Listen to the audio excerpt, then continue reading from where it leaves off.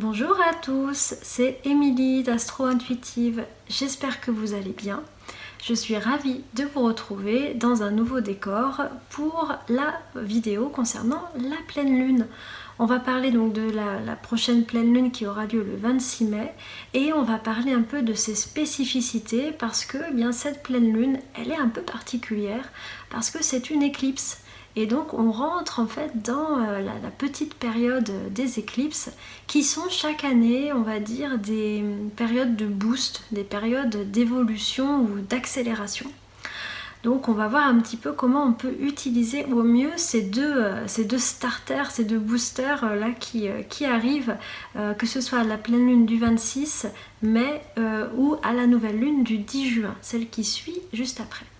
Avant qu'on commence, je voulais vous adresser un grand merci à toutes les personnes qui ont regardé le télésommet de l'astrologie, qui ont visionné mon échange avec Émilie Morel concernant Saturne. Vous avez été vraiment nombreux à m'envoyer des retours, donc merci, je suis vraiment contente que ça ait pu vous parler ou vous aider. Mon but c'est vraiment d'essayer de simplifier au maximum l'outil astrologique tout en gardant sa saveur et puis pour que cet outil il soit inspirant et aidant pour construire notre chemin de vie. Alors dans la même lignée, nous ce qu'on va faire par rapport à cette pleine lune, on va regarder comment on peut l'utiliser. Donc déjà avant toute chose, c'est vrai que ce qui va plus nous intéresser pour cette lunaison, c'est pas tellement le signe, d'habitude on parle beaucoup du signe du soleil, de la lune. Là ce qui va beaucoup nous intéresser, c'est quand même le fait que ce soit une éclipse. Alors au niveau, donc là ce qui va se passer, c'est que je retrouve la date, voilà, le 26 mai, la lune va passer dans l'ombre de la Terre. Donc pour nous, il va y avoir une éclipse totale de la lune. Alors elle ne sera pas visible partout, elle est surtout visible au niveau du continent américain et puis en Asie me semble-t-il, donc elle n'est pas visible pour nous, mais il n'empêche qu'on rentre quand même dans une éclipse. Au niveau astrologique, ce qu'on peut voir sur la carte, c'est que la lune, qui est dans le signe du Sagittaire, en fait, elle se retrouve en conjonction exacte avec le nœud sud. Chaque fois que vous avez des éclipses, en fait, vous êtes à un moment où le soleil ou la lune rentre en conjonction avec l'axe des nœuds lunaires. Et ça, c'est très intéressant. L'axe des nœuds lunaires, c'est en astrologie mondiale, pour tout le monde, pour nous en ce moment, c'est quelque part une forme de direction d'évolution. Le nœud sud, il représente toujours un peu Oui, vous pouvez voir ça comme ça, vous pouvez voir ça comme deux portes. Et je pense que ce sera une bonne manière de le comprendre. Le nœud sud, c'est en lien avec la porte du passé. Quand vous ouvrez la porte, c'est tout ce qu'il y a derrière. C'est tout, ça peut être ce que vous venez de vivre, mais ce que vous avez vécu il y a très très longtemps, dans votre enfance, dans votre vie intra-utérine, et peut-être même avant, si on y croit. Le nœud nord, c'est la porte du présent, et de ce présent va naître des potentialités futures. Voilà. Alors le fait que les luminaires, en fait, que le soleil et la lune se mettent sur ces deux portes, et bien sûr c'est comme si quelque part l'énergie de vie ouvre la porte, ouvre une de ces deux portes. Et j'aime bien vraiment voir les nœuds comme des portes parce que il y a vraiment un aspect spirituel dans ce type de configuration céleste, parce que les nœuds lunaires, assez souvent, quand ils sont comme ça impliqués dans des pleines lunes ou des nouvelles lunes, ils font intervenir quelque chose d'un peu qui vient presque d'un autre, comment je pourrais dire ça, allez, ça va paraître un peu très spirituel, mais je vais le dire quand même. Ça fait intervenir quelque chose comme si un autre plan de conscience se manifestait. Les nœuds lunaires dans un thème personnel, dans votre thème de naissance, ils représentent tout ce qui concerne votre chemin évolutif personnel. Ils représentent votre propre porte du passé avec vos mémoires et puis votre propre porte du futur avec vos potentialités futures. Quand comme ça une pleine lune va se retrouver en conjonction avec ces nœuds, ça vient activer ces deux portes pour chacun d'entre nous. Donc forcément, c'est un petit peu des choses, si vous voulez, on n'a pas forcément conscience ni de ce qu'il y a dans notre porte du passé, ni de ce qui est derrière notre porte du futur. Donc ça fait un peu intervenir des informations qu'on n'a pas forcément d'habitude, j'ai envie de dire. J'espère que c'est clair, je suis pas tout à fait sûre, mais bon voilà. Alors on va continuer, tant pis. Ce qui est très intéressant, c'est que cette lune, en se retrouvant en conjonction avec le nœud sud, ben vous avez bien compris que la pleine lune, elle actionne la poignée de porte de la porte du passé. Donc forcément, elle peut faire ressurgir des mémoires, elle peut faire ressurgir des choses, des personnes, des événements, des schémas répétitifs, etc. Donc ça c'est la première chose par rapport à cette pleine lune. Elle a un petit peu cette fonction-là, mais je pense qu'elle a aussi imaginé cette porte du passé. Il y a aussi des éléments qui sont dans notre présent actuel que l'on peut décider de vouloir jeter ou se séparer ou dire ok, ceci fait partie de mon passé. Et donc cette pleine lune, ça peut être un moment vraiment particulier où on peut en conscience décider de se libérer, décider d'arrêter certaines choses. J'ai un souvenir comme ça il y a quelques années, j'animais des cercles en présentiel pour les nouvelles et pleines lunes. Et c'était une pleine lune avec une éclipse au nœud sud. Et je me souviens qu'une personne qui était là avait posé une intention assez claire pour arrêter de fumer. Et c'était très intéressant parce que quelques temps plus tard, elle m'avait fait ce retour que elle n'avait plus repris la cigarette. Il y avait un mélange entre le fait qu'elle-même se sentait prête et puis le fait d'avoir profité vraiment de cette porte du passé. On pourrait même voir ça des fois comme une porte de quelque chose qu'on veut jeter. Elle avait donc finalement jeté cette mauvaise habitude. En tout cas, voilà, tout ça c'est ce que je veux vous dire par là, c'est que par rapport à cette pleine lune, on peut avoir deux effets concomitants. Le premier, c'est la résurgence d'une forme du passé, puisque la porte est ouverte.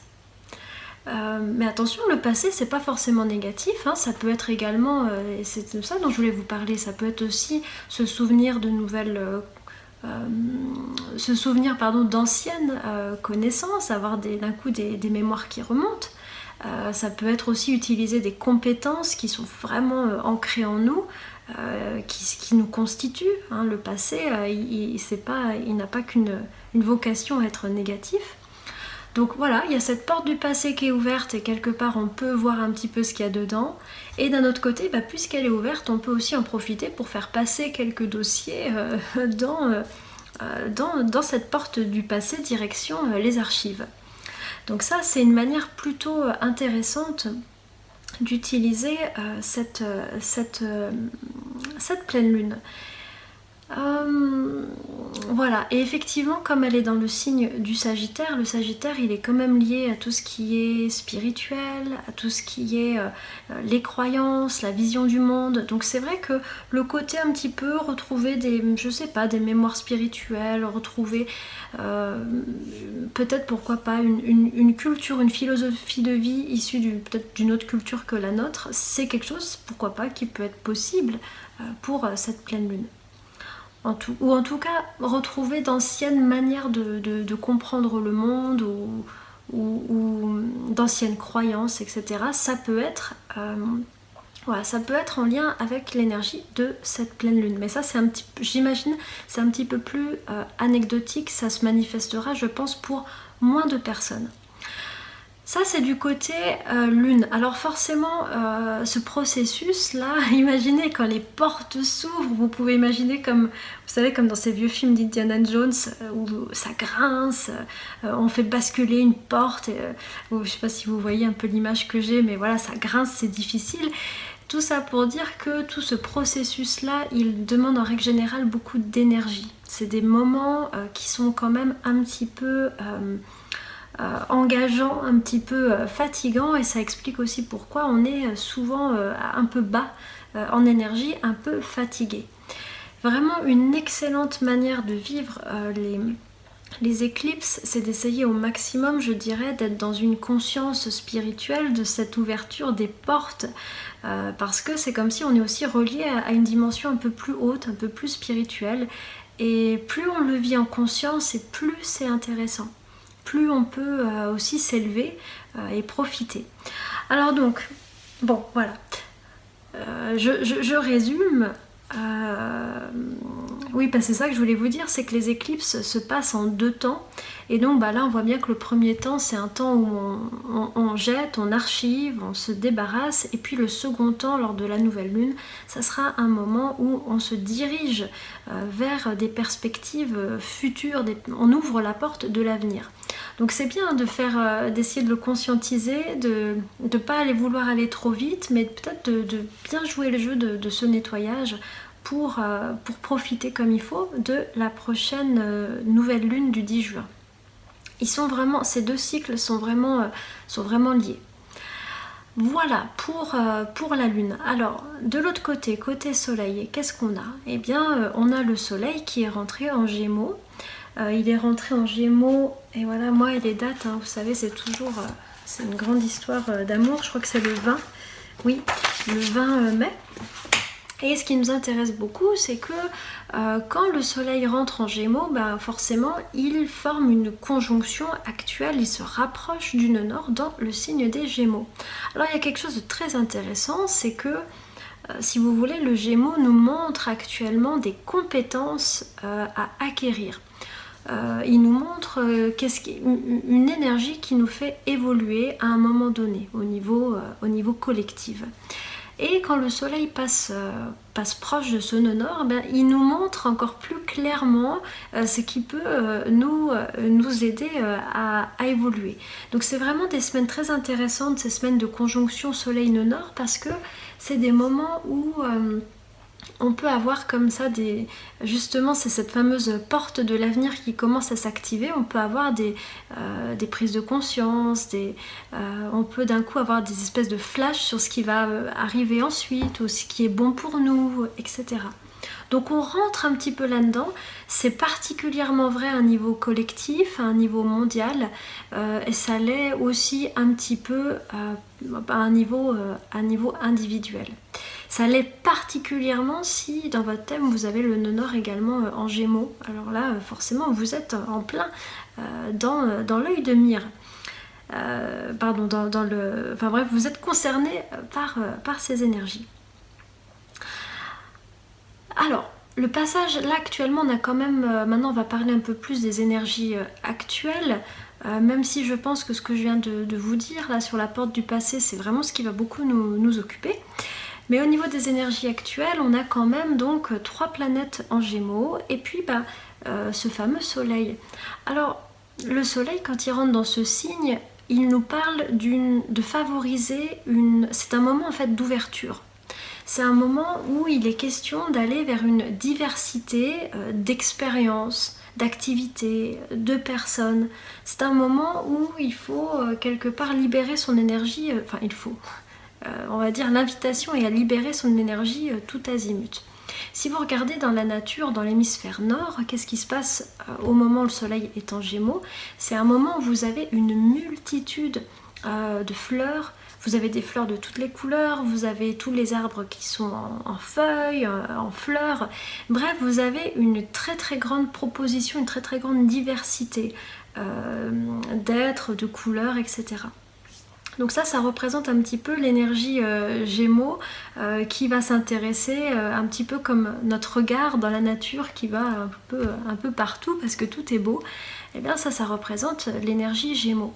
Si on veut profiter du passage du soleil en Gémeaux, c'est un bon moment pour justement, je dirais, gagner en légèreté, être curieux, découvrir plein de choses, s'intéresser peut-être à des choses nouvelles. C'est peut-être l'occasion de regarder, je sais pas moi, des vidéos de tout type sur YouTube, ou de se plonger dans Wikipédia ou toute autre chose de ce genre. Et voilà, c'est aussi un moment d'ouverture. C'est un moment où le Gémeaux, c'est quand même dans le zodiaque le premier signe relationnel. C'est un signe qui est lié à l'échange, à la communication. Donc c'est plutôt un moment aussi qui nous parle de comment on peut se recharger en énergie en rencontrant les autres, en discutant, en échangeant des points de vue.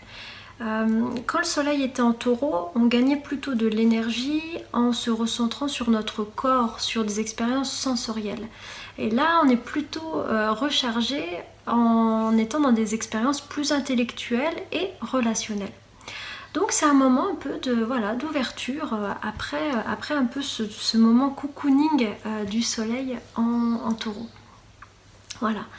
Donc ça c'est intéressant. Alors c'est vrai que toute la phase qui va nous amener de la pleine lune à la nouvelle lune, donc voilà les 15 jours là qui vont du 26 mai au 10 juin, c'est un moment où le soleil sera en conjonction au nœud nord, donc vraiment ouvrez les yeux, regardez un petit peu, est-ce que c'est un bon moment pour gentiment commencer des choses, et effectivement je vous conseille plutôt après que la pleine lune soit passée, pour les raisons que j'ai dites juste avant, parce qu'on est beaucoup dans la porte du passé.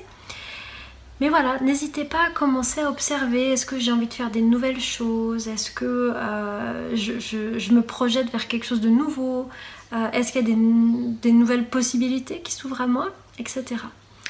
D'autre part aussi, ce soleil en Gémeaux là, il nous demande, puis c'est aussi un peu l'histoire du nœud nord en Gémeaux, il nous demande de faire preuve d'adaptation, d'être très très très léger, de ne pas être dans une rigidité, dans une exigence de certaines conditions, mais de vraiment apprendre à être créatif et à mettre de la légèreté, de l'humour, même quand les situations coincent. Donc c'est aussi un peu une invitation. Voilà, pour le côté, donc côté lune, on a compris, c'est l'histoire de la porte du passé, faire remonter le passé et le nettoyer. Côté soleil, c'est projecteur sur des nouvelles opportunités, sur des commencements, et c'est ce que je vous disais tout à l'heure. Je vous parlais, pour le nord, je vous parlais de la porte du présent et de l'avenir, parce que forcément c'est dans ce présent qu'on va commencer à semer les petites graines qui vont créer l'avenir.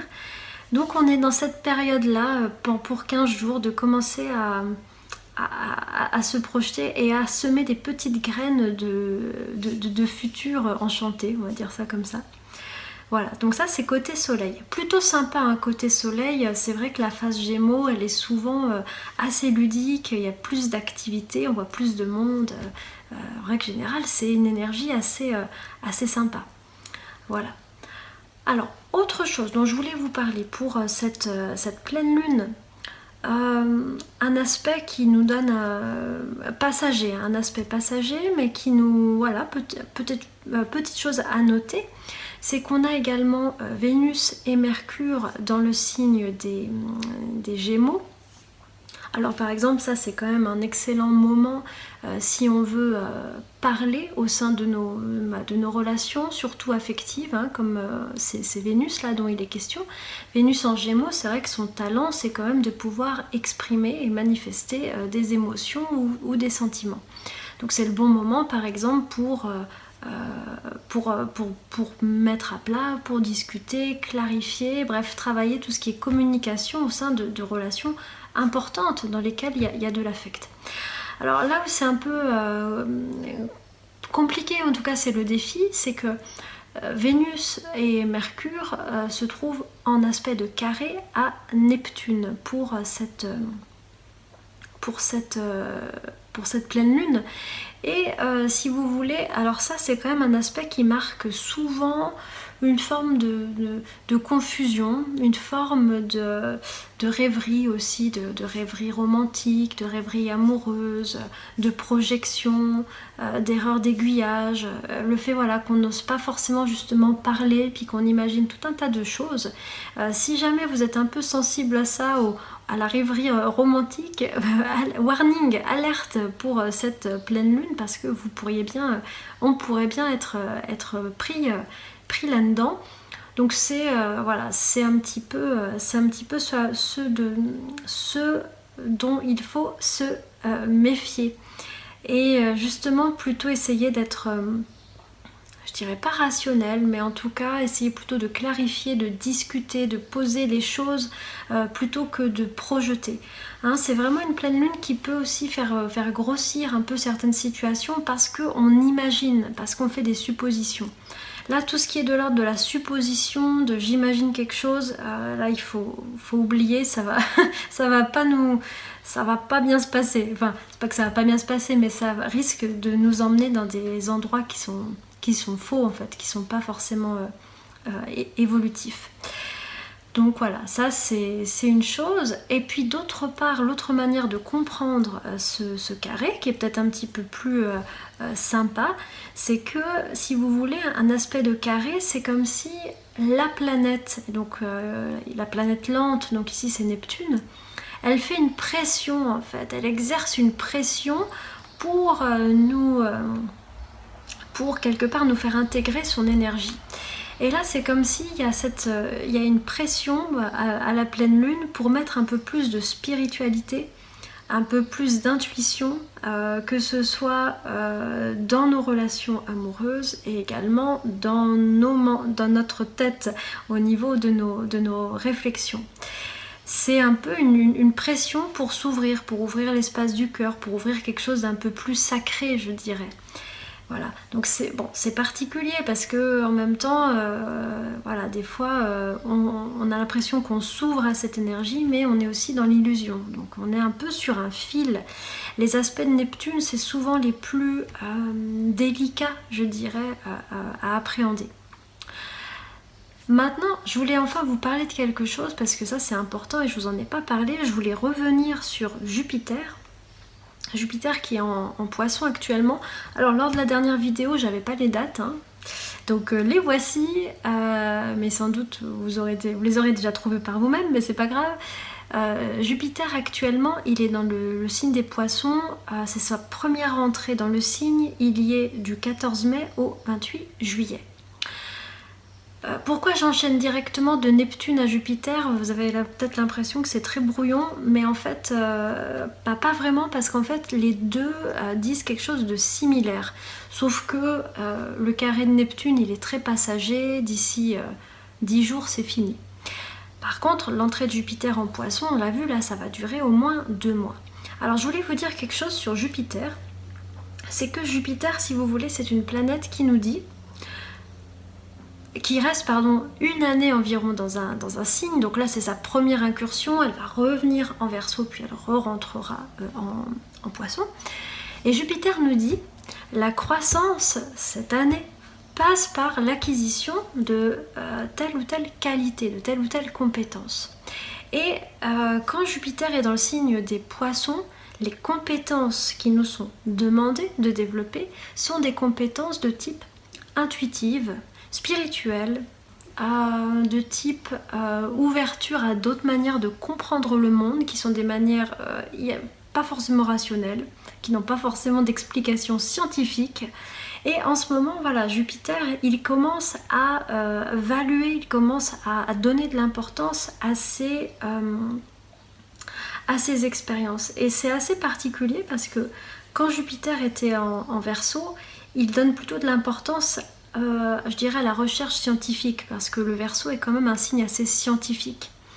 Et quand il bascule en Poisson, on passe sur une toute autre énergie où la croissance est facilitée par le fait d'apprendre à s'ouvrir, je dirais, à une dimension moins rationnelle, plus intuitive, plus spirituelle. Jupiter dans ce signe des Poissons, il est particulièrement à l'aise, il est chez lui, il est en domicile, il est trop content. Il est trop content parce que dans le signe des Poissons, déjà il peut complètement révéler sa nature, on va dire spirituelle, c'est une planète spirituelle. Le signe des Poissons ne cadre pas Jupiter, elle l'encourage quelque part à être dans une expansion sans limite. Elle encourage aussi, le signe des Poissons marche bien avec Jupiter parce qu'ils ont en commun un côté humaniste, le fait de placer l'humain d'abord. Ça veut dire aussi que là on est dans une période où on va gentiment nous demander de remettre l'humain, je dirais, au centre des technologies.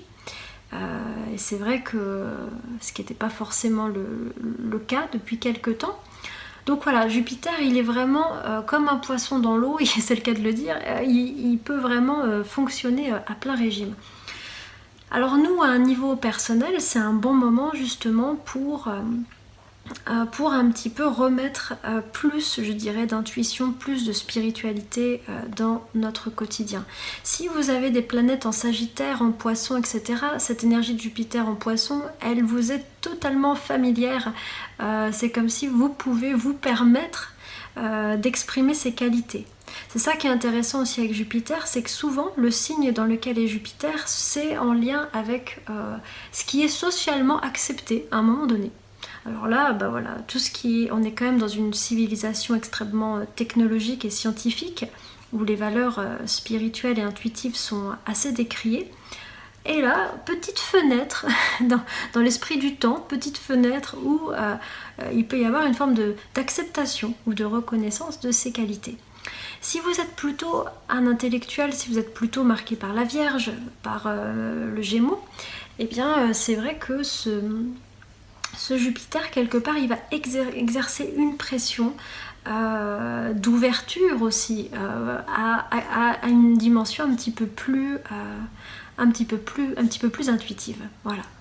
En tout cas, il amène quelque chose d'assez sympa. Il nous demande de faire confiance, et de faire confiance en l'humain, de faire confiance en la vie, en son intelligence, etc. Voilà, c'est une jolie énergie, ce Jupiter en Poisson. Voilà. Je vais m'arrêter là pour cette vidéo. Il y aurait d'autres choses à dire, mais je pense que c'est le plus important. Donc pour résumer, c'est vraiment cette porte du passé là, qui s'ouvre. Mettons-nous vraiment en conscience pour bien le vivre, afin de profiter pleinement de la porte du présent qui crée le futur dans 15 jours. Voilà. Et bien moi je vous souhaite une belle pleine lune, je vous embrasse et je vous retrouve dans 15 jours. Voilà. En attendant, tout de bon à vous et à tout bientôt.